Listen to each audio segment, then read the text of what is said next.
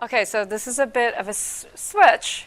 So now we're going to talk about culture, and I think I'm going to spend like part of, so as usual, there's going to be a model towards the end, and we may not make it to the model. We might feel exhausted, but we're going to try. So the first part, I'm just going to spend just talking to you much more about what the work that has been done in culture, why it matters, why we should be thinking about those things, and then relating it to women. I was brought to talk about gender and inequality, so I'm going to relate it to women, which is good because that's what I've worked on with respect to culture. But it's a broader issue than that. So why is economics great? Somebody with sociology was talking to me, so this is, oh yeah, you. So why is economics so great? So, you know, the success of the economic methodology is largely based on thinking about what are the incentives faced by, you know, an economic man, of course. Okay, and by an economic man, we mean someone with some given preferences, and inside that preference, you can think about all sorts of things, desires, beliefs. You're going to have Rachel Cranton talking to you, I think, either tomorrow or the day after, about identity and things like that. And one of the things we might want to ask is where these preferences and beliefs come from, and how do they change, and how they vary across time, across space, across groups, and are they influenceable? Okay, I don't mean just by advertising, but you know, can they be influenced by policies, your deep preferences? And there's kind of a, sometimes less so these days when everything is behavioral, there's a kind of a kickback to say, you know, well, do we need to worry about these questions as economists? And I would like to answer yes, if there's going to be some systematic variation in these preferences, either again across time or space or groups, that leads to differences in outcomes, because if we don't worry about it, we're not going to be missing one of the reasons that outcomes are different. And yes, also, as people who are interested in policy, if these preferences and beliefs can be changed by what we do. And I lost the clicker. So maybe if someone could give me the clicker, but in the meantime, I will use this. So this is going to lead me to want to study systematic variation in preferences and beliefs, and that's what I am going to call culture. Often as economists, we kind of like to think as mathematicians, and we want an exact definition. And actually, I'm pretty much against that for some things. And I'm against that when it leads to usefulness in terms of thinking about it. So culture has a lot of definitions. There's a book by Kroeber and Clockham that provided over 150 definitions of culture by 1950. I don't want to think about where the number might be today. I wasn't interested in contributing to that literature. In terms of what we're doing, we're going to be thinking about differences in culture more than culture. Differences in culture as being systematic variation in beliefs and preferences, again, either across time, across space, or across different social groups. And I'm going to say from the outset that there's nothing about culture that is irrational necessarily, nor is it static. Okay? There's nothing that says that culture can't change, and in fact sometimes can change dramatically quickly, and that's going to be the second half of this talk. Okay? So the first part of this talk is going to try to convince you that culture does matter. And the first thing I want to ask is, well, you know, let's think about the culture of culture and economics. Why is it that economists have been so reluctant to think about culture? And part of it, I think, is for very good reasons. There's the Stigler-Becker dictum, de gustibus non est disputandum, about preferences we do not argue. Okay? And where does that saying come from in that article? Well, it's if you're going to say that the reason that, you know, people did something different in A rather than in B is because their preferences were different, or their preferences changed over time, that's going to lead nowhere. I mean, it's very ad hoc reasoning. It's very lazy. It's not rigorous. Okay, and that's where that idea came. Let's keep the preferences fixed, and then let's talk about how people change their behaviors and when you change incentives. Okay, and the empirical counterpart of that ad hocery would be thinking about, say, a cross-country regression, in which you're, say, trying to explain differences in savings across countries. And then you say, well, you've controlled for as many things as you can, and then you have some residual left. And you say, well, that's residual. Let's call that culture.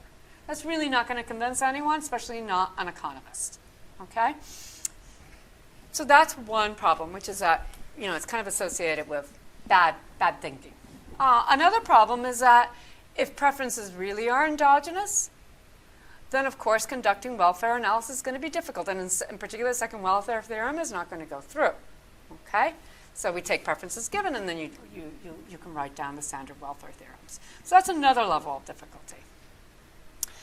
But I would say that the main obstacle that really has faced people who've been, to whatever extent economists have been interested about thinking about culture, has been empirical.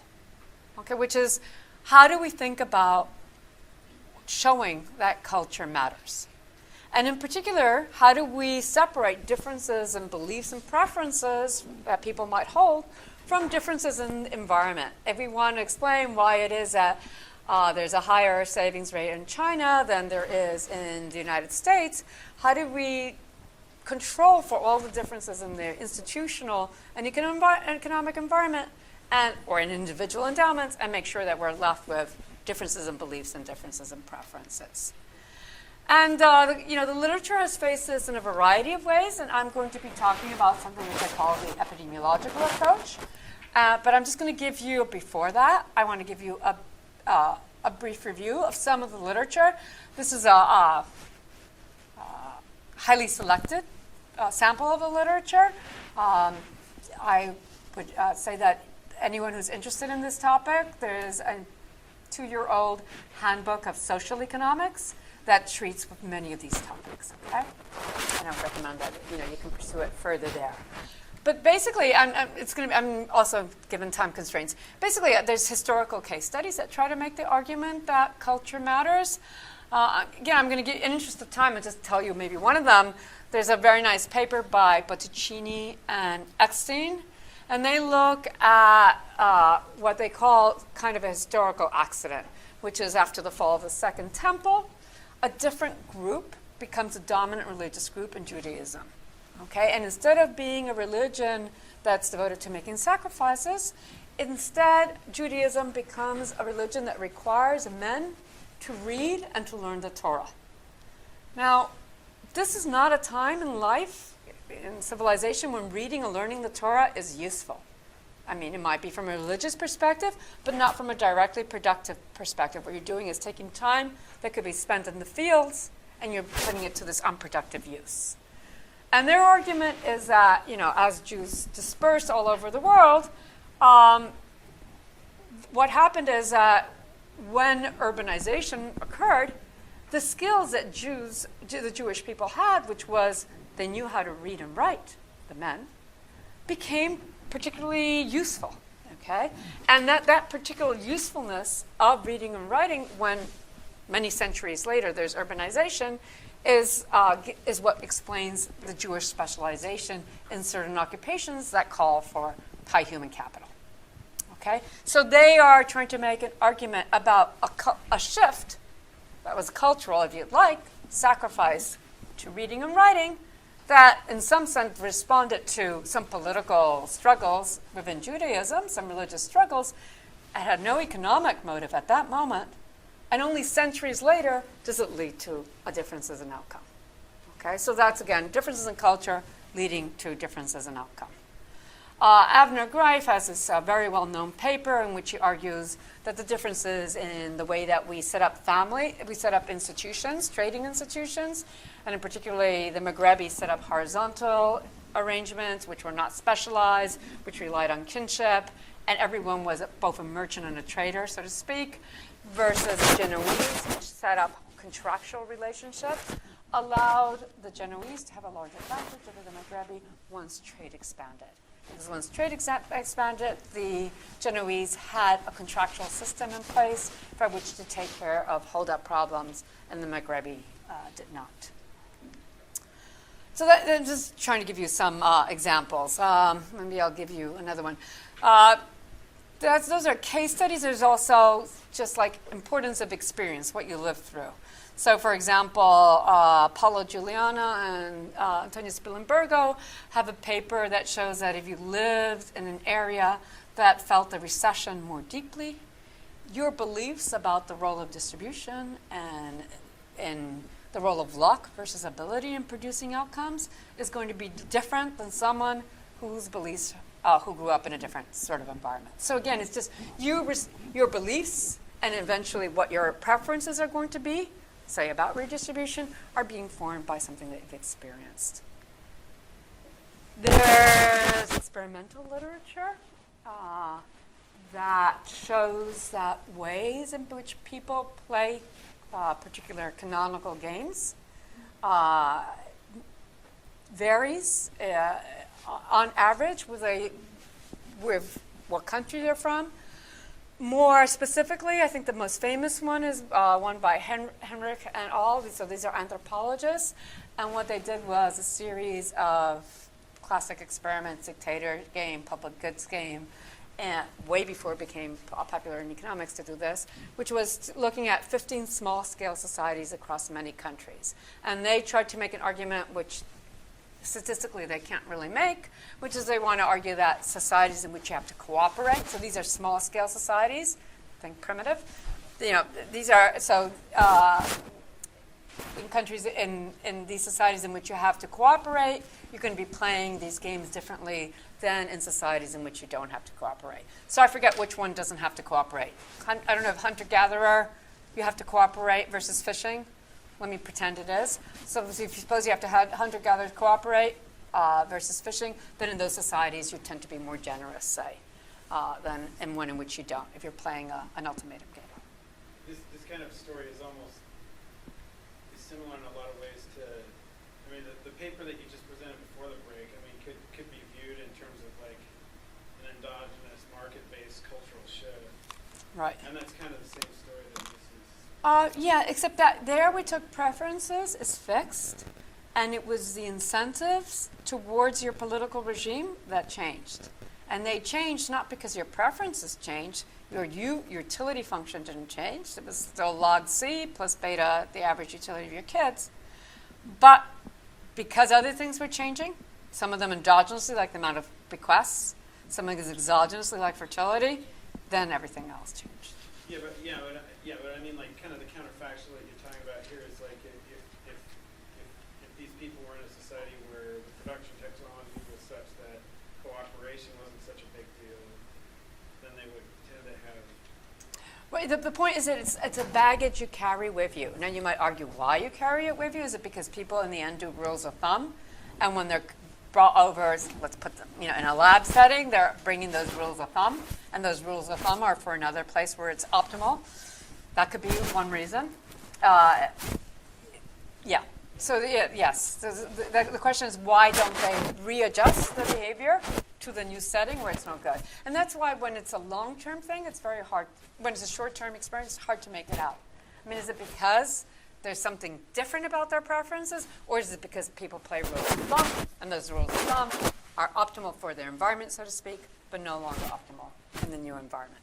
Yeah, and identifying those endogenous preference shifts is empirically very clear. Yeah. So yes, so that's not what people are doing, right? Okay. So that's very little, but that's what I'm going to give you in terms of this type of literature, and then I'm going to go back and talk more about it in terms of the epidemiological approach. What I want to do now is to put forward a kind of analogy with what epidemiologists do when they're confronted with, say, differences in heart rate disease between two populations. So suppose that Japanese men have fewer heart attacks, ceteris paribus, than American men. You might want to ask, well, are these cross-country health differences driven by genetic differences between Japanese men and American men? Or is it environmental factors that are different? And by environmental, medical epidemiologists would include things like culture, okay? So the fact that Japanese eat fish and the Americans are eating red meat, okay? Is it that environment that's different, or is it the genes that are different? So that's very hard to disentangle if you're just looking at Japan versus US. And one thing that people do is look at immigrants. So they can look at, say, Japanese immigrants to the United States and ask, do we see convergence in heart rate, in heart disease? Okay? And if we do see convergence in heart disease, then we're basically pretty sure it's the environment. There's not going to be adjustment of, your genetic structure in one generation or two. So we're pretty sure it's the environment. If we don't see any convergence in outcome, then we're not really sure what's going on. Okay, so this is a very asymmetric test. And when I talk about the tests that we can do for culture using this approach, it's going to be very asymmetric. Okay? It's asymmetric in that if you see convergence, you know it's the environment.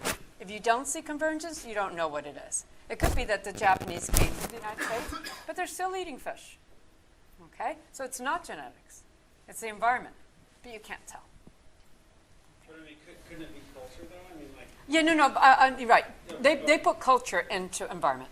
Oh, I'm not. Later we won't, and so it's a bad use of words, and that's always confusing. I won't later on, but right now I'm just sticking to what epidemiologists do, and they put culture and environment. Okay. So in economics, we can do something similar. We can, instead of asking why do we see differences in heart disease, we could be asking why do we see differences in savings rates, again, Japan versus the United States, or China versus the United States, and is culture playing a role of this? And here, again, what we want to do is we'd like to study the immigrants in the United States and have them face a similar environment and ask whether we see a convergence in outcomes. Okay? Do they start saving the same amount? And here's a different set of problems than a medical epidemiologist would face. Here the problems are, there's assimilation, there's language, there's employment shocks.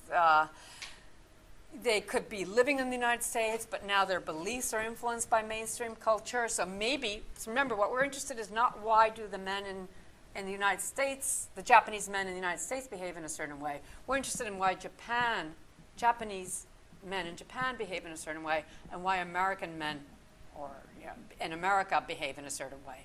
So given that we're trying to understand that, it could be, yes, that their savings would be very much influenced by culture in Japan, but once in the United States, they're part of the U.S. culture, and they get assimilated. There could be selection. Immigrants are not your ordinary individuals. This is not the average Japanese person that we're looking at in the United States. Maybe, they're selected in a particular way so that their savings rate would not be representative of the average savings rate in Japan. Then there's all sorts of endowments that could be different. Human capital differences, fertility differences, marriage pattern differences. There could be all reasons that are different. So actually the first paper, even though I don't know if they saw it precisely this way, that studied this question is a paper by Carol Rian, and they were particularly interested exactly in that question, the question of savings behavior. And they looked at savings behavior of immigrants to Canada, and they basically had country dummies, the group countries, and they were interested in Asia versus the rest, and they found no significant effect of culture. That is, once you control for the fact that people are immigrants, where they come from didn't seem to matter to their propensity to save in Canada.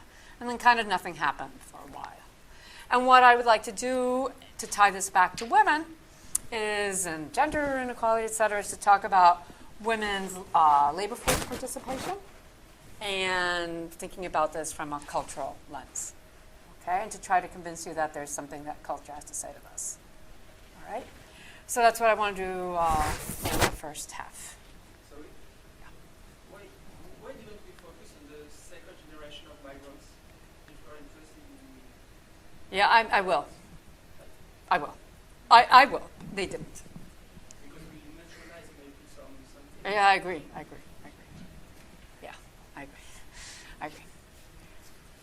Yeah. So, it's hard for me to know why they did their choices that they did. It might have been that they didn't even have that information in the data set. So, but I don't know why they did it. Okay. So here's a type of question that I'm interested in looking at. Here is female labor force participation in a whole group of countries. These countries are not kind of a random sample. They're going to end up being the countries in my data set. And this is female, and it's over time. And what's the point of this picture? Just to show you a lot of change and a lot of difference. Okay? Women work more, basically all over the place. There's still a lot of differences in the amount that women work. Okay? All right. It's really a motivating slide. So if you wanted to ask yourself why it is that females' labor force participation differed across countries, first thing you would start is the structure of the economy. There's income differences, production or sectoral composition. There's policy differences, institutional differences. And again, I would like to ask, what about differences in attitudes or culture? Do we have any evidence that there might be differences in attitudes or culture? Here's just to show you, again, this is going to be a different data set I'm going to be using. So again, the country sample is for a particular reason. This is the World Values Survey. And it asks the question, being a housewife it makes a statement, being a housewife is as fulfilling as working for pay. And you're asked whether you disagree, strongly disagree, agree, strongly agree, or whatever with this question. And here's a fraction across countries. These are all European countries that disagree or strongly disagree with that statement.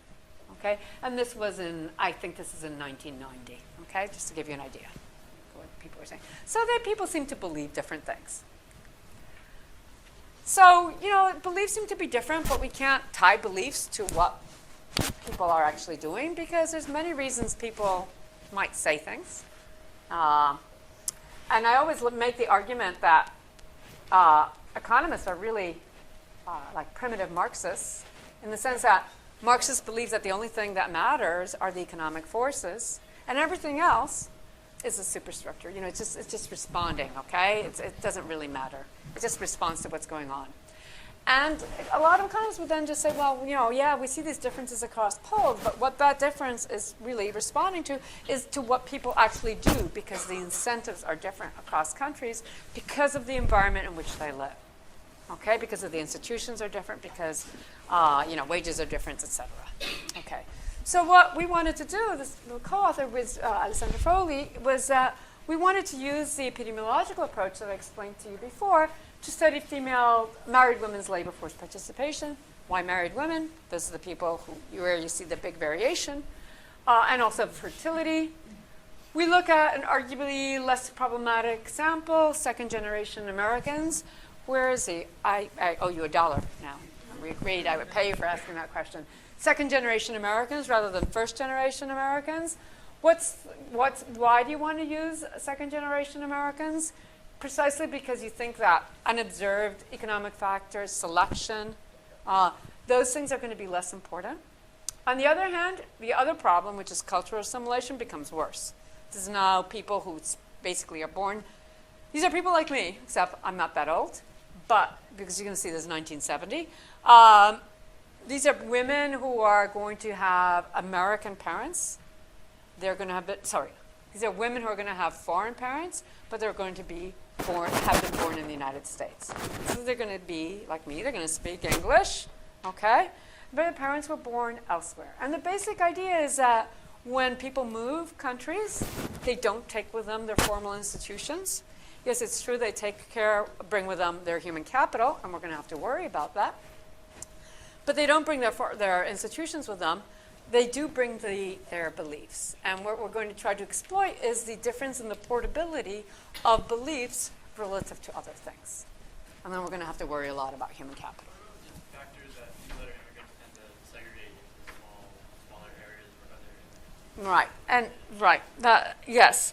So there's going to be an issue as to what we're going to call institutions, which if Daron Asimoglu was here, I'm sure we would get into an argument about.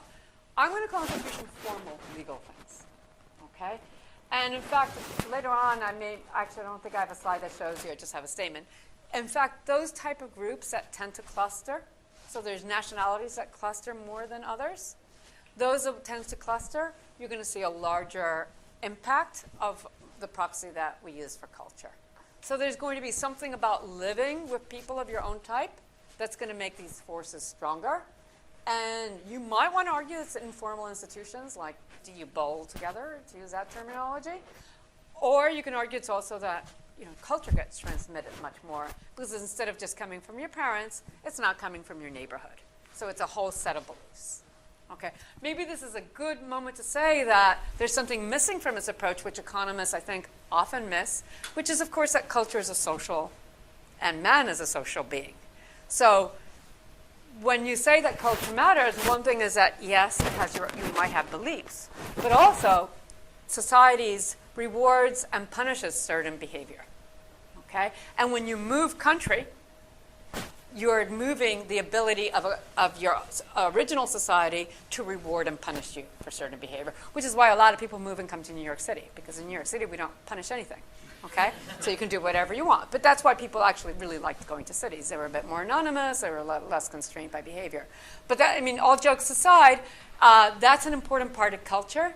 And the only way that we're examining that part of culture is by showing you something that's correlated with it, which is that if you live in neighborhoods, if you come from a nationality that tends to live in ethnically dense neighborhoods of your own ethnicity, you're going to be more, your behavior is more impacted by culture. Are you going to be able to distinguish between the beliefs in the country from the World Value Survey and those of immigrants into this country? Because probably not a random sample of the people in the country. Right.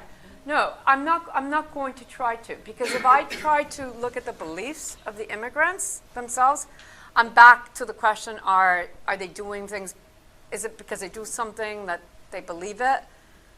And what instead I'm going to do is I'm going to look at the beliefs, not of themselves, but of people in their country of ancestry in various ways. And I'm going to show you that those beliefs have explanatory value for what these people do. Okay. Yeah. What do you mean by the past level? Oh, yeah, I'm not there yet. Okay. So, okay. So the basic hypothesis is that the women who are born in the United States, they have foreign-born parents, they face the same economic institutional environment, they have different cultures, and consequently, maybe they have different beliefs about women's roles, ideal family size, etc. And one way you could get to this is you could use a country dummy and a regression. You could put, well, women from whose parents come from Ireland, relative to Sweden, relative to Italy, etc. And that's a little bit of a black box. I mean, I'm sure that's fine from a regression point of view. I'd rather use something maybe that in some sense is a bit more problematic, which is to use the past value of female labor force participation in the country of ancestry. And the idea here is when we look at, say, Sweden versus Italy versus Ireland in a given year, whatever, it's going to say 1950 because that's the year we're going to look at. When we look at the difference in how much women work, part of that difference is economic reasons, part of that difference is institutional reasons, and part of that difference is cultural reasons. The only part that should matter and have explanatory value for what women are doing in the United States many years later, given that they probably never went to those countries themselves even, the only reason it should matter would not be because of economic and institutional factors, but because of the beliefs. And again, exploiting the portability of the beliefs part relative to the economic and institutional part in the differences in labor force participation across countries of ancestry. This will become much clearer once I show you a picture. Yeah. So instead of just looking at the labor force participation rates, why not look at like the elasticities with respect to, say, husband wage or own wage, something like that? Since we also think of elasticities as practices. Yeah, I mean, Have you ever tried doing that? I mean, no, I haven't tried doing it, and I don't have an argument right now why that would not be a great idea. I mean, I'm going to be looking. No, I don't have a good argument for not doing that. I mean, you are looking at something that's different. I'm going to instead look at women whose husbands are earning basically the same thing. That's my thought experiment. So my thought experiment is I'm going to be looking at two women in the same city with the same education, so as to get rid of their human capital differences. They're the same age, and they have the same husbands, and in the terms of their husband's total income, and in terms of their husband's education. And then I'm going to ask, is the amount that women worked in their country of ancestry is that variation in the amount in which women worked in their country of ancestries able to have explanatory value in explaining the differences in how much these women work? So that is getting at a difference in elasticity. Except I'm not imposing a functional form on it. I'm not, yeah. But it is getting at a different elasticity because I'm controlling for their husband's income, and then you could look at that. So for foreign-born parents For this, I think that for this, I only had one of the parents needed to be foreign born. No. So, sorry, both of the parents are foreign born. I'm sorry, both of the parents are foreign born. Yeah, I was going to ask a similar question. What about if, like, the parents are from different countries? Yeah, that's rarer than what you might think. Okay, so a lot of people come over, married, particularly with the time period we're looking at, and have the kids here. Okay, or they might have been living in segregated neighborhoods in the sense that they ended up marrying somebody of the same ethnicity. So in the data, that's not like a real. No, and I think there was a problem with how the data reported things. I think I'm thinking back. This is old work. I think that the way that the data reported is both of your parents were born abroad. Where was your father born? And then did not necessarily report with your mother. But I think someone then told me that you could actually go further into the census and get the mother's birthplace. So I don't want to tell you that the information is not there. But what we're going to do in this is we're going to go with the father's birthplace. That's what I think is the underlying answer. I was thinking that it might make a difference whether, like, from, like, which parent is from which country. Yes, and so I don't get at that directly. I get at something which I think is just as interesting, which is I'm only going to be looking at married women, and then I'm going to ask whose culture matters more, your culture or your husband's culture. So I won't get at it versus your mother versus your father, but you versus your parents versus your husband's parents. And I won't even show you the results. I can just tell them to you later on. Yeah. Could you please briefly explain again why the female labor force participation in the country of origin is a better variable than the country dummy? Because, like... Well, econometrically, it's not. All right? Because, I mean, you know, econometrically, it's going to be better to put a country dummy because I just don't know. There's a lot of things that can go into a country dummy, and I'm just much more confident when I'm looking at female labor force participation. This variable could cause problems because if you go back to your first graph, the graph with the previous one, with the cross-country comparisons, yeah, if you look at 1980, for example, you can see that England and Japan have both the same labor force participation for women. But I guess that culture in those two countries is pretty different, isn't it? Which countries? Sorry, I missed which countries you're talking about. England and Japan in the 80s. Right. So remember, this is going to be a statistical argument. So maybe you're going to be able to find pairs where this doesn't follow. What I can tell you is I do it for 1950, and then I repeat the analysis all the way through to I think for my robustness checks, I use many other decades. Okay? Yeah. Okay. I've never been accused of not being aggressive enough, so go. All right, go ahead, tell me.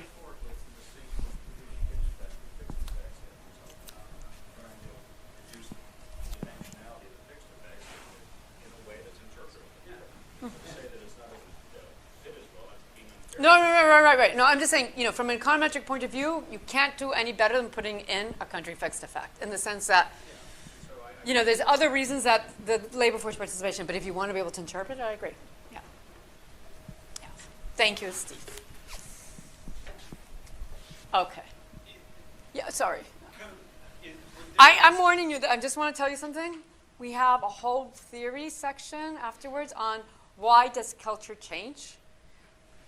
And we're going to do less of that, which I'm sure is not going to make you sad, but yes. I was just going to ask, like, is there any need to, like, would it help if you sort of did a first stage of estimation where you take this LFP and the country of ancestry and filtered out whatever component comes from just women having higher levels of human capital?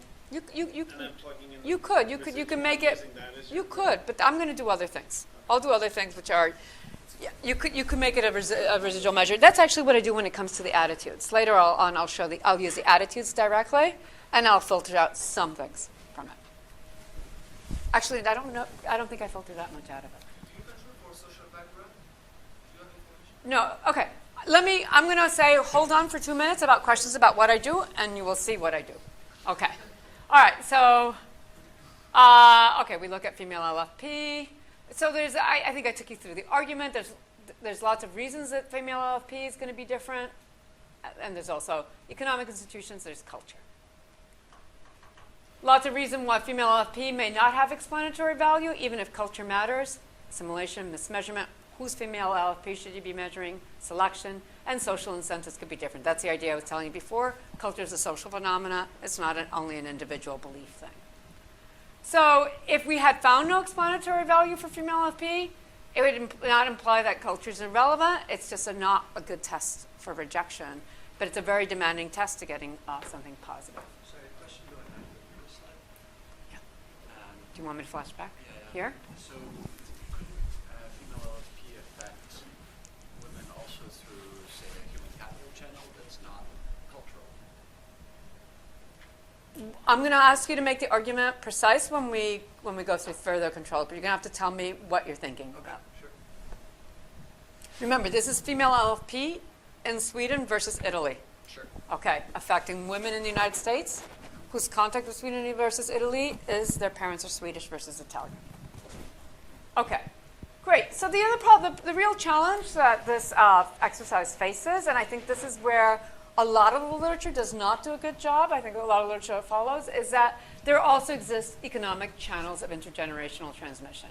So I think we've thought of a lot of them. Wealth could be transmitted.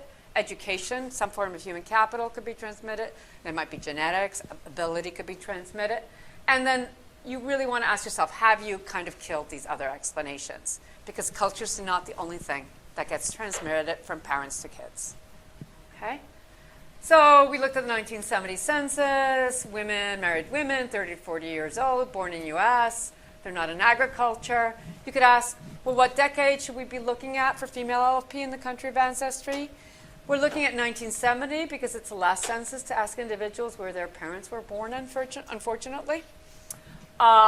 So you could argue, well, you should be looking at 1930s because these women were born in the US. It's 1970, they're 30 to 40 years old. Their parents must have been in the country by 1930 to 1940. So you might argue for that.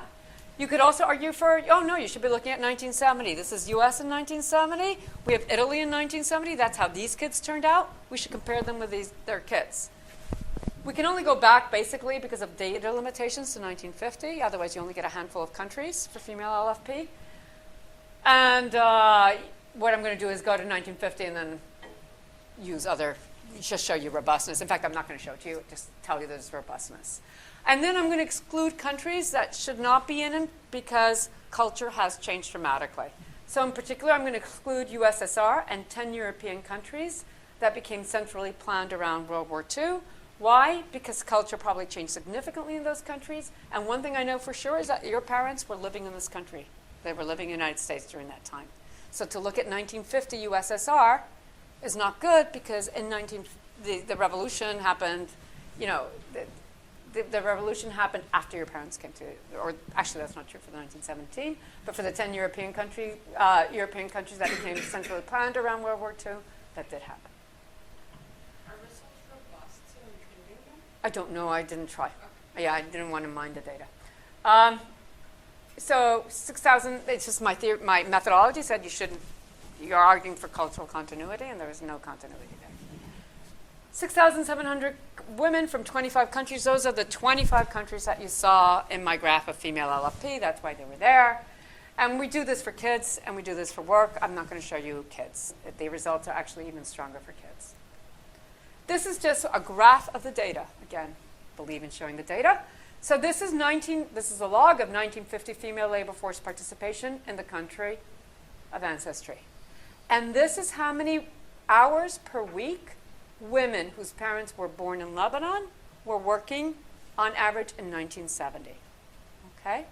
So as you can see, there's some positive relationship, and all I just want to do is just graph the data for you, okay, according to these bins. When we actually do it, we'll do it at the individual level, but really the variable that interests us is only varying at the country of ancestry level. What if also related to the female participation in the country of origin? Like when you said some selection. Right. Okay, so I'm going to show you the results, and then I'm going to force you to come up with a selection argument. I'm going to say that it is not a theorem that you can always find a selection argument. Okay? But I'm going to challenge you as a class to come up with a selection argument, and you should be able to come up one. And then I want you to say, my selection argument doesn't make sense. Thank you. Okay? All right, but what I want you to have in your, it's good exercise for you guys, have in the back of your mind is a selection argument to kill a cultural explanation. Okay? All right, so here is just the raw correlation. There's fine geographic effects. We want to argue they're in the same environment, so we better put them in the same environment.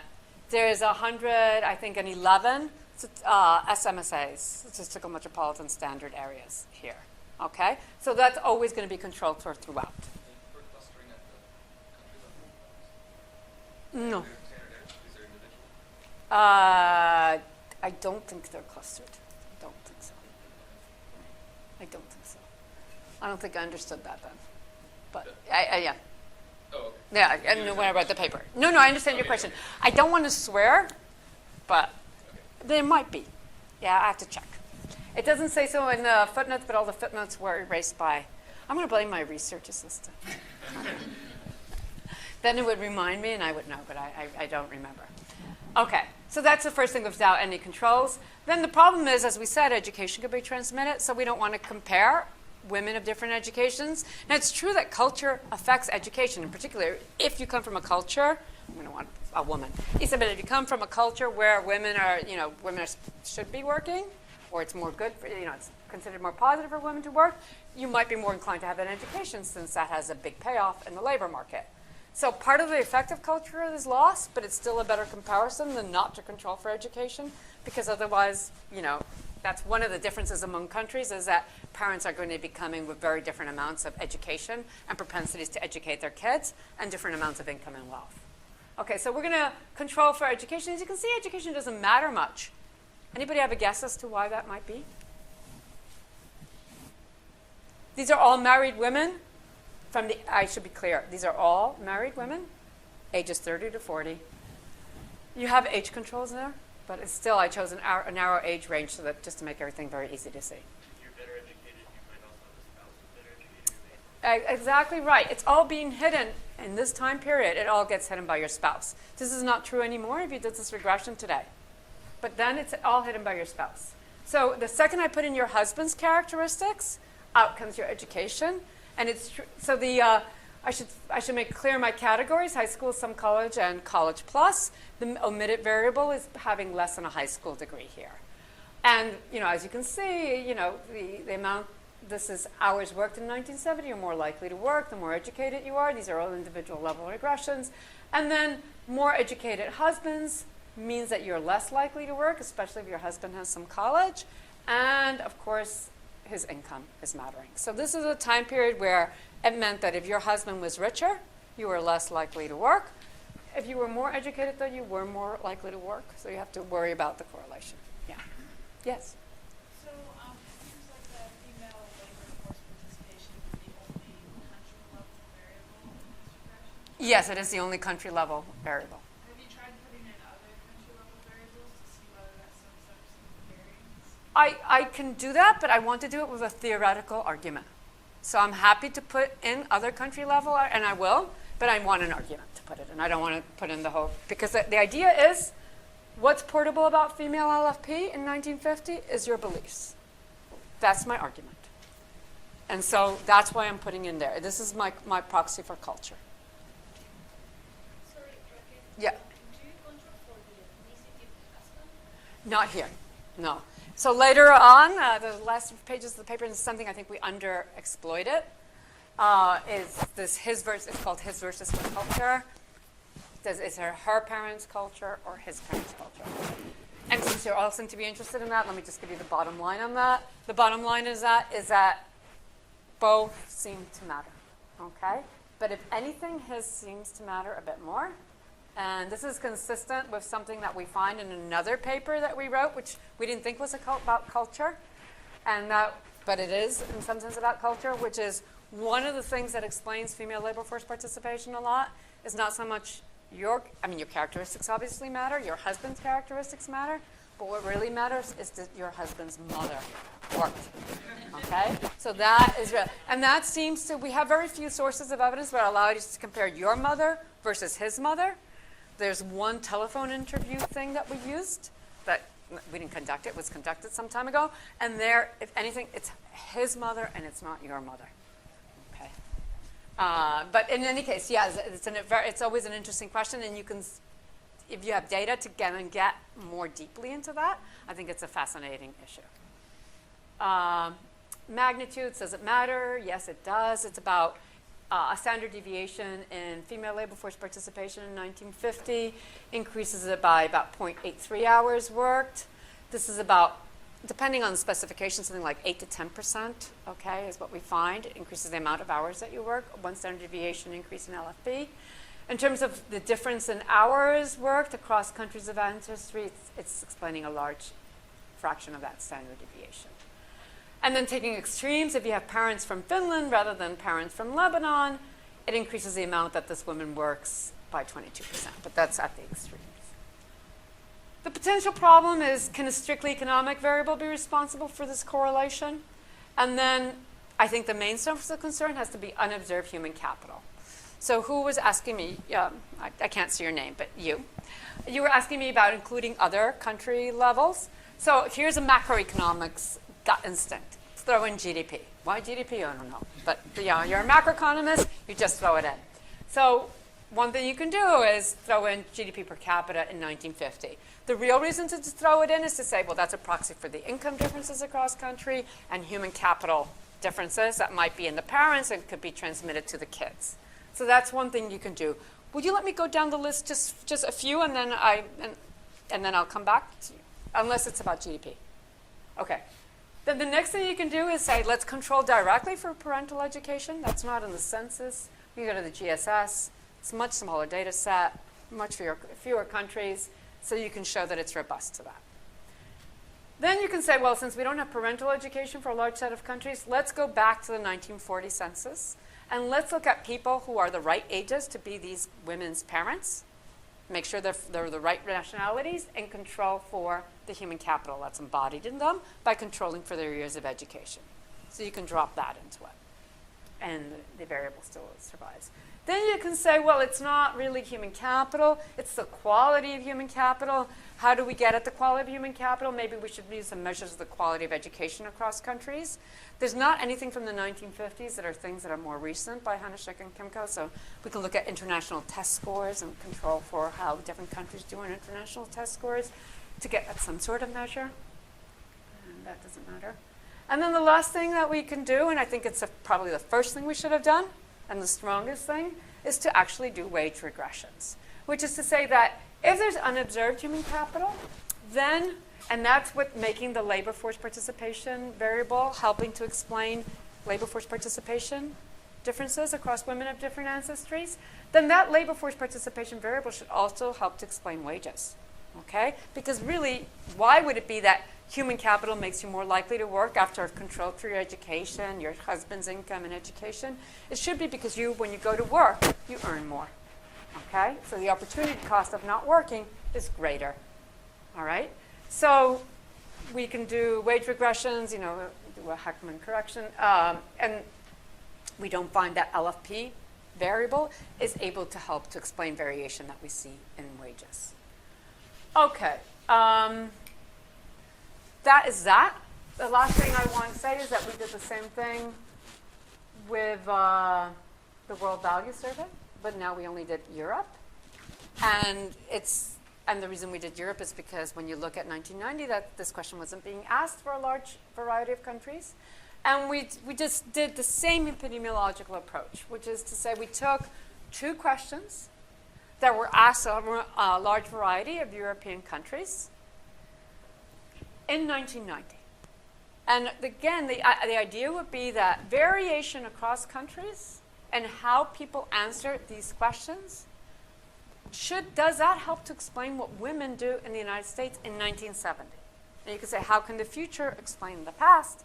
It's just because the future is having information about cultural differences. And as long as the cultural differences are not completely vanishing, okay, it's not like the ones that were conservative before become more, whatever, feminist and vice versa, then it should still have explanatory value. Frankly, if culture is durable across 20 years, then your original 1970 thing is crazy too, right? Like, so you have to assume the future makes sense. Right, right. So before I took the past, but you could say that's your parents.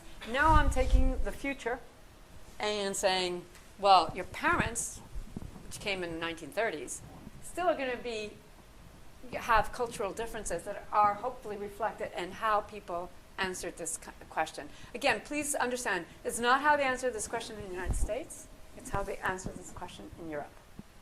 And then we go back to the United States in the 1970s. So yeah, sorry. I don't make you go back and remember, but do you remember where the U.S. was in the ranking of LMPs? No, I don't. I don't include U.S. women. Oh. I mean, all these women are U.S. women. Yeah. They're all citizens because But they were in the born in the original, States. all the They're all citizens of this country, but they're Second generation. they're second generation.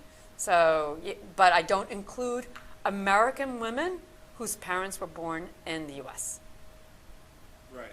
I just was wondering whether the U.S., like moving to the U.S. was an upgrade in LMP or downgrade in LMP for. I would assume around this time period it would still be an upgrade in LFP. Okay. For most, for most countries, not for all countries.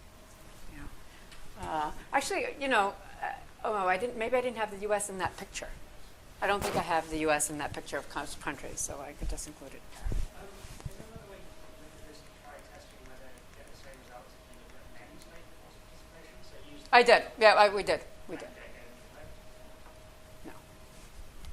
But that's exactly right. So another thing was to use that kind of placebo test. Does differences across men, does that affect? In fact, we have an argument which say, well, actually you might expect a substitution effect. Women work more, men work, but we show it actually doesn't. Yeah, we do that. Can I ask a question? Yes. You have a really good argument for this. Probably not. No, you do.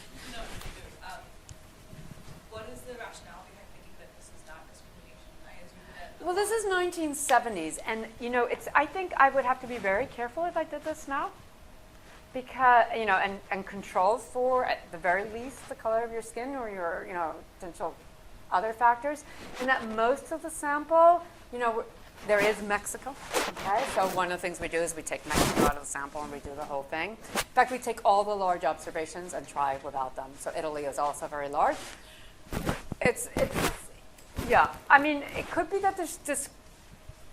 I mean, in some sense, you could have a discrimination argument, but it certainly wouldn't be as basic, say, black-white differences or just Hispanic-white differences, and that the whole analysis goes through about that. I think right now you would have to be more careful because the people who are immigrants are not white Europeans. Right. And now, so we're looking at 1970, and these women are 30 to 40 years old. So again, think about the waves of immigration to the United States in the 1920s. That's what you're thinking about, rather than waves of immigration to the United States in 2000. Yeah. But in that case, discrimination would also show up in your wage relations, right? Thank you for saying that. That's true. That's also a good point. I mean, I guess you could, yes. You have to be careful because they're discriminated, they're not getting the job, but then you have to argue, well, but they're not getting the job at all. It's not showing up in the wages that you pay. Yes, that's a nice point.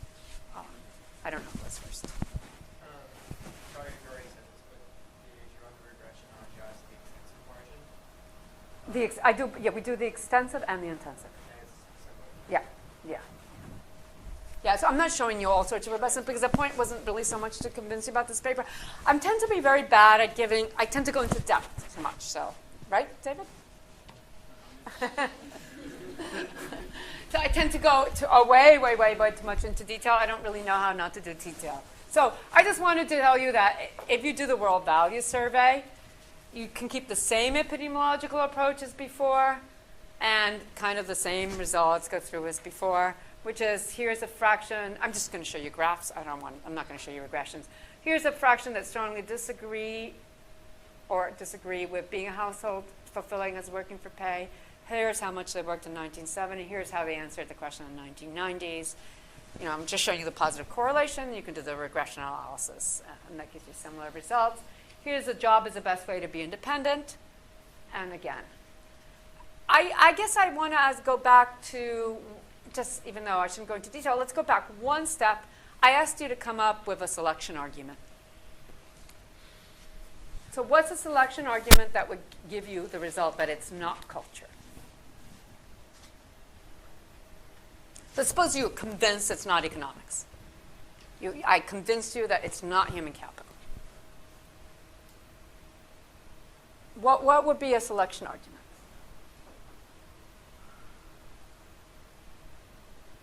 It's not easy, but.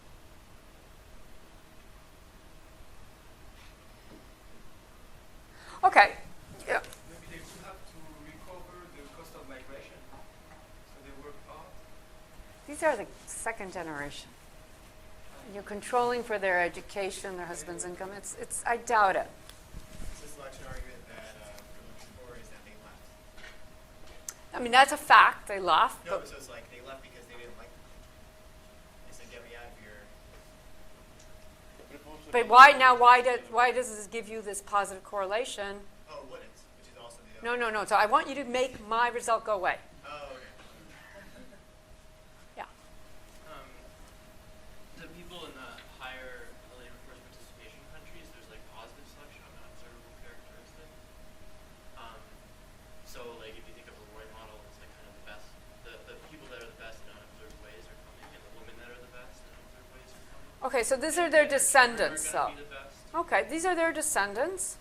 But that's basically, something like that will do it. So let me give you a very closely related argument to the one that you're making. So there's heterogeneity in beliefs across all countries, okay? But there's a PDF in every country about how good women is to work. But it's the same PDF in all countries. There are no cultural differences. Culture is not responsible for how much women work. But what happens is that we got the low part of the PDF, the part that thinks it's really bad to work, if you come from Italy. And we got the really high part of the PDF from Sweden. So exactly what you're saying, I think, for your abilities thing.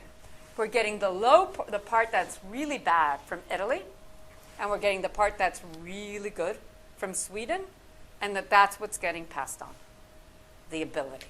And then that's showing up. Again, you would have questions with wages, so it's not showing up in wages. So again, I would kind of argue against that. And that's why I would prefer my selection argument, because mine says it's beliefs. The beliefs are the same everywhere, but there's a PDF, and we're just selecting from different parts of the PDF. But why would we do that? And all I can say is that it's, in the end, selection is a refuge of scoundrels. They're not listening. It's a refuge of scoundrels because you can always give a selection argument. Sorry? Okay. All right. Okay, so I would like to switch gear. Well, I want to tell you a few applications. Some of these applications are very cute. This is a neighborhood, plays a role in preserving culture, etc. I just want to give you some examples of things that have been done. They're not always done with the name epidemiological approach. That's because nobody can pronounce it. Okay, it's true. And but it's basically using the same approach, one way or another. So let me tell you some of my favorites. Okay, this is, again, a biased chosen list. Gender preference for children. So what these authors do, Altman, Evelyn, and Milligan, they look at Asian immigrants to Canada and the sex of the third kid. And they find two things. First, you're much more likely to have a third child if you're Asian, if your first two children were boys. Okay? So girls, I'm sorry. I'm biased the opposite way. First two children were girls, okay? Your first two kids were girls, you're much more likely to go on. Okay, fine. Much more troublesome, from a statistical point of view, is that your child is statistically much more likely to be a boy. Okay? So this is pretty damning evidence that there's some sex selection going on in Canada by the immigrants, by Asian immigrants. So you find this for Indians, you find this for... How high is the probability of being a boy? It's 0.5, a little bit more. A little bit more than 0.5 biologically. Whereas biologically it should be like... So what they find is if you look at the sex of these what's third the child... What's the baseline if there's no sex selection? And how's that, how different it's, you know, boys are a little bit more likely to die. They, for some reason, they come out a little bit weaker. So I think it depends on medical technology in the sense of what happens to boys versus girls, but I don't know exactly the ratio. It's not 1-to-1. But it's economically significant. It's statistically significant. Okay, they show, so you have to look at their paper because I'm not going to remember all their details, but they show that it's statistically significantly more likely to be a boy than what you would get for other. So you can just control other people having a third child. Okay. So that's one thing that's kind of interesting. Another thing is family living arrangements. You know, people tend to carry the same, people who, you know, anybody know what are the nationalities that tend to live with their parents for a long time? Let me look at you guys. Not Americans. Italians live with their parents a lot. The Spanish, you never want to marry a Spanish boy. Okay, yeah, these are the people who want to live with their parents the whole time, living, and you can see that they carry them over to the U.S. These ways of living. A really cute one is by Fiesman and Miguel. They look at the parking behavior of UN officials in Manhattan. So when you are a UN official, you get diplomatic immunity, which means that you can park illegally. You're going to get a parking ticket, but you no longer have to pay the parking ticket. Okay? So the question is, who's going to be parking illegally and getting parking tickets? So they correlate that to the nationality that you come from, your parking tickets in a particular year, and the index of corruption for that country. So there's these indices that are produced that tells you some measure of how corrupt a country is. And if you're more corrupt, you're going to get more parking tickets. So that was kind of cute. Again, the point is, why is this a epidemiological approach? We're not looking at second-generation immigrants. What we've done, again, the basic idea is put them in the same environment, give them the same institutions, and ask what they do. Okay? All right. Another cute one is Miguel, Saya, and Satyanath. Often the cute are not the most economically relevant, which is and I do think you should be careful of that, okay? I do think we should go for economically important things. Unfortunately, you know, the cute ones often just are cute because they're not so relevant. Okay, so soccer players. You can look, there's I think it's 5 or 6 major European leagues for playing soccer, football for those of us. See, I even spelled it suker, okay? That was like compromise between football and soccer. Football for those of us who are non-American. And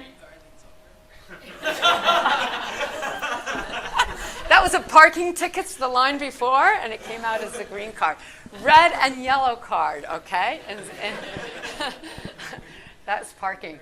Okay, you get red and yellow cards when you commit some sort of violent foul, and you look at, after controlling for your position you're playing in, for how close the match was, for a whole variety of things that you think might affect this, they find that ceteris paribus, the players who come from countries with higher civil war incidents also are more aggressive. They foul more. Okay. Okay.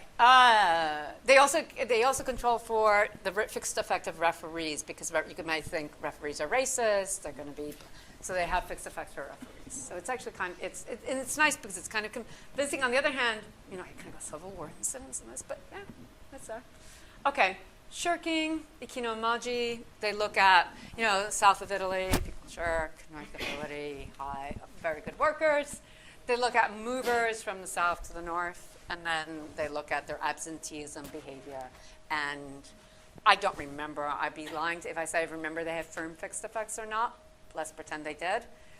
If they did, then they'd be controlling for the firm and the occupation type. I think they just control for the occupation type. But they find that there's more absenteeism if you came from the south. And lastly, there's a nice paper by Algan and Cahouk, who try to do some dynamics. They use kind of the epidemiological approach twice, and they try to correlate changes in trust behavior by looking at 2 different generations in the United States, and then using the reverse, bringing those variables over to the countries of ancestry to try to explain differences in growth between the countries. And this I have to say because I get to teach now and I get to give my bias. If there's one variable I hate, it's trust. Okay? I don't know what it means. I don't know what it means when people answer it, etc. But it is one of the favorite variables that people in this literature look at. Okay? So you're, of course, what? Yeah, maybe it's equated with social capital, but if I ask you, do you trust, do you trust people a lot, a little bit? Yeah, because if they cheat me, they're going to be put in jail. I mean, it's not clear what trust means.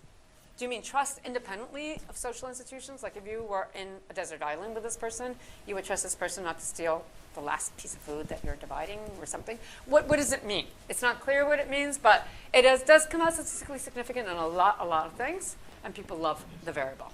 It's just institutions, government institutions. Sorry? It's not just in general, it's just in institutions. That's not often the question that people are asking. Well, law particularly focuses on trust in government institutions. Oh, really? Does he? Okay. I didn't remember that. Most people do not focus on that. Most people focus on just the trust. Do you trust people in general? Okay. What time do we end so that I can pace myself? 5 plus, however, that's what they do in soccer, whatever, overtime minutes. Okay. So there's no way I'm dragging you through a model. I'm not going to try to explain the model. I'm going to just give you an idea of something that I think is wide open in economics, this part of economics, which is thinking about changes in culture. Okay? So, I'm going to give you a few pictures and then we'll stop. Okay? And I'll give you a few arguments. Here is married women's labor force participation in the United States. Women aged 25 to 45, they're not in agriculture. So you're not seeing here a transition from agriculture to non-agricultural production. This is how much they worked. These are white women, okay? Black women have a different trajectory in the United States. This is how much they worked in the 1880s, and as you can see, it's very, very low. It's about 3%, okay? And then, as you can see, it rapidly increases over some portion. It's very slow in other portions, and then it's leveled off. Okay, so people are now talk a lot about why has this leveled off, why it doesn't increase. Okay, but it's this in the literature,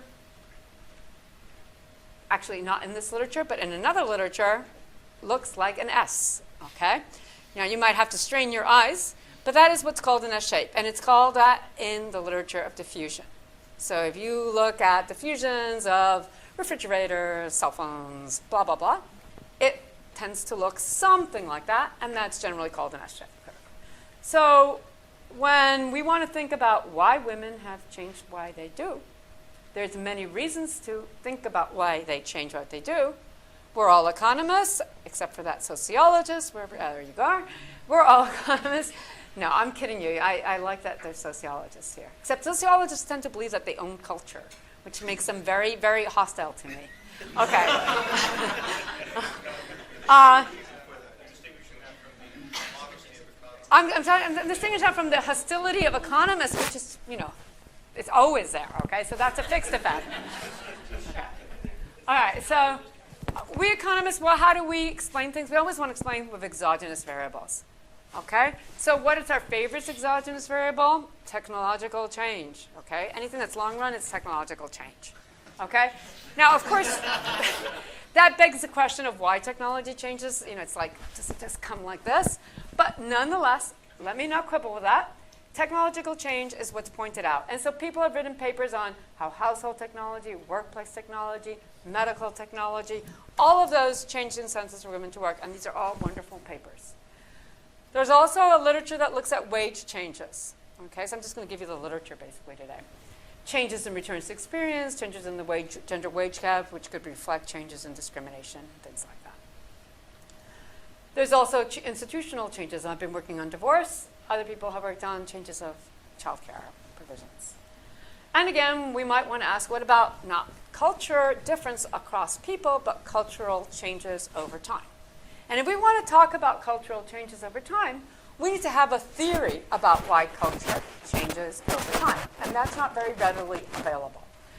Why might we think culture changes over time? So here's one of the, it's a beautiful poll because it basically asks the same question with some minor modifications starting in 1936. went on till almost 2000, we have unfortunately a huge gap in the middle. And what this poll question asks is, do you approve of a married woman working if her husband is able to support her? And as you can see, less than 20% of the population in the US was willing to say they approved of this horrible behavior. And by the time they reach the year 2000, less than 20% are willing to say they're against this behavior. Okay, so large changes in opinion. Are these two related? Okay, kind of look at their shapes. Look at their shapes. There's no reason that the shapes would look similar. There's no reason theoretically you would want the shapes to look similar. But there's been large changes in both. Again, we can be Marxist about it and say, oh, I love doing that to economists. We can be Marxist about it, and we can say it's just reflecting what people do. Okay, so you can't point to that to evidence. And the paper, or what I wanted to talk to you about, really wasn't evidence. It was going to be a model with some calibration. And I'm not going to really do that. I'm just going to give you some basic ingredients to thinking about these things and different ways you can go. So we don't have really models of cultural change. We don't also have models of how cultural change and institutional change and economic change might all interact with one another. Mine isn't all of that. Mine is just a model of cultural change, but it also has how economic incentives might make culture change. So what I have is something that economists should like, in the sense that I don't say preferences have changed over time. I say our beliefs have changed over time. And what I put down is a model in which beliefs change endogenously over time because women learn about the true cost of working. Okay? What do I mean by the cost of working? I mean the long-run costs that are very hard to figure out simply by experimenting and going in and working for a day or for a thing. So I want to tell you what it is that people used to worry about. So if you go back and you look at history and you ask, why did people worry about married women working? I mean, fewer than 20% of people approved of married women working. That's just a fact. Okay? Why do people disapprove? This is something that consumes people. And people have a lot of emotion about it, and some of it is, they say it's bad for a marriage. This all depends on the time period, by the way. It's bad for her psyche. Some things are bad for women to do. A doctor, you're going to see blood. It's not good, blah, blah, blah. Nowadays, I would say her debate is on your kids' emotional, intellectual welfare. Is it bad for your kids? Is it good for your kids? Is it, a lot of worries about this. You probably saw some of this with Heckman, or not. Or did you not see, is it good for the mother to stay at home? You didn't see, is it good for a mother to stay at home? Sorry? There was some stuff about single mothers and how that was. Yeah, there's far less too little work on single fathers, and is it bad for the father to work? Is it good for the father to work? But there's a lot of worries about whether it's good for or bad for a mother to work. So it is something that, makes front pages of the New York Times still, and papers all around the country. If there's a study that finds even small effects, it's a big deal. So what I want to argue is that what people are learning about is how bad is it for a woman to work in terms of some long-run variable that you can't experiment on, and that is costly. And so the model is very crude. It has something that's, it has that it could either be a high cost or it could be a low cost in terms of disutility, and we don't know what it is. And the point of the model is that people learn by observing the outcomes from other generations. Not the outcomes. By observing just how many women are working. So if we have beliefs in a population that are distributed about how good it is to work versus how bad it is to work, and those beliefs are informative in some sense about the truth, then when women make their decision, and some women go to work, given incentives, so given their wages, given their husband's wages, other women, and I'm going to take an intergenerational approach, in particular the next generation, is going to learn something just by observing that some fraction of women work today. And I can see that I do not have the capacity to summarize a model in 2 minutes. So I'm just going to try to somehow give you the bare bones, and then I'm probably going to end up giving up. So what I did in this paper was to have a model that has women just learning by observing the prior generation of women, something about the cost of working, and they're going to be updating their beliefs about how bad it is to work in a Bayesian fashion. What the model is going to do that I think is interesting is two things. It's going to generically generate an S-shaped curve. That is, it's going to say that things are going to start out very slow. You're going to see very little change. Then you're going to see dramatic change. And then you're going to see very little change in LFP behavior. And you're also going to see that reflected in beliefs. That is, you're going to see some change of beliefs that's very slow. And then you're going to see dramatic changes in beliefs and then some stabilizing of beliefs. So the model that I'm going to put down is about the only model I could think of that would have implications not just for what women do, but for what people say. So usually we don't ask our models to have implications for being able to match poll evidence, but this model is going to have implications for being able to, for what people express as their opinions. It's going to generate some sort of path of beliefs. The other thing about the model is that it's going to give a different role to changes in wages. So think of two generations. One generation faces some wages. They go make the decisions to work. The next generation comes around. If nothing changed and beliefs didn't change and wages didn't change, they would just repeat the same kind of decisions, okay? It'd be basically a static model repeated twice. Suppose that wages increase. More women are going to go to work. What this model says is just the fact that more women go to work is going to help you learn faster. And it's not, there's many ways that could work in a model. You could just think, well, more women went to work, they're more informed about the truth, and now they randomly bump into other people and they tell them about the truth, and that, just like a contagion model, that would generate an S-shaped curve. Another, that's not what I do here. Another thing is just that when you are looking at information, you're looking at how many women are working, things are very noisy. And what matters to learning is what people would do if the true state of nature was, say, bad. It was bad for women to work, versus the true state of nature was it's good for women to work. And if the differences in what people would do would be large, suppose 30% of women would work in one situation and 70% of women would work in one situation, then even if there's noise, it's pretty informative because the differences are so large that when you see a number like 65%, you're pretty sure it was generated by 70 being the true state of nature relative to 30 being the true state of nature. I'm not sure if this is getting through. Whereas when the differences are small, you know, it's the difference between 18% of women versus 20% of women working, and you see 19.1% of women working, you don't know which is the real state of nature. And what this model does, it says when people are very pessimistic and there's not much difference with what they're going to do, you're not going to learn a lot. And what wages do is they don't change your beliefs. They don't make you more pessimistic. They don't make you believe anything different.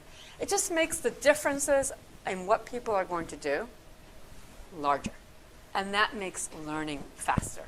And so then what the model at the end of a very long theory section tries to do in terms of a calibration is to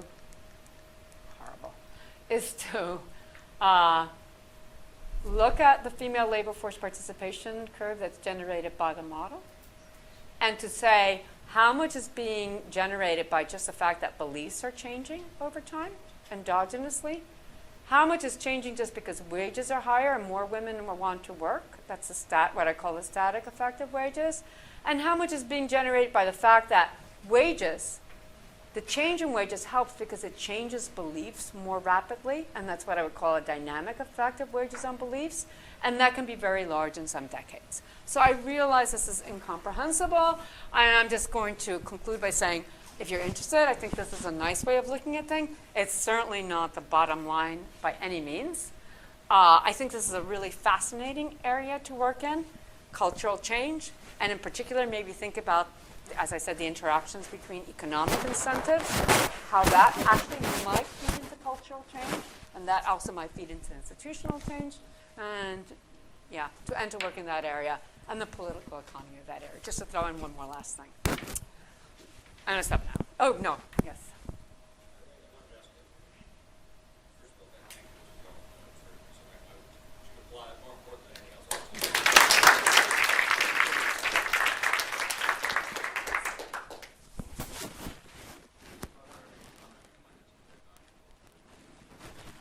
I Absolutely.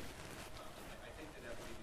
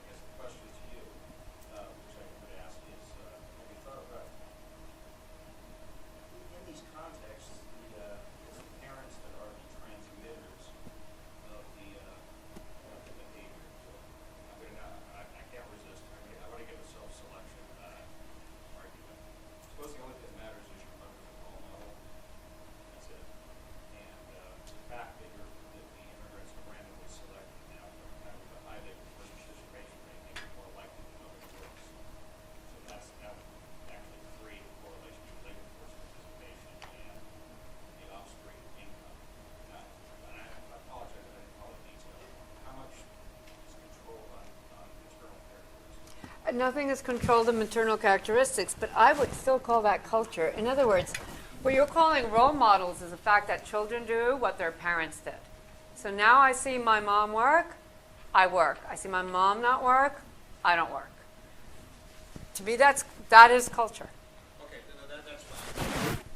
Maybe what I was trying to say is we could think about different levels of aggregation in terms of what's generating the elements. So one Right. mechanism, so we're on the same wavelength. One mechanism is the family, another mechanism Is a neighborhood. is a broader Right. social aggregate, which is why the question about immigrant enclaves Mark comes from. Exactly. What's being applied. Right. And in fact, as I said, I kind of skipped through that slide, but one of the things I show is, or we show, is that if you look at, say, French, who tend not to live together, and Italians who tend to live together in the I'm talking about in the United States in the 70s, then precisely you see a greater force of female LFP for those types that tend to live together. So you tend to think it's something that's not just your parents that are preserving that belief structure or behavioral structure, but it's also everybody else. You're looking around you, and that's what you see. Yeah, so that would definitely speak to it.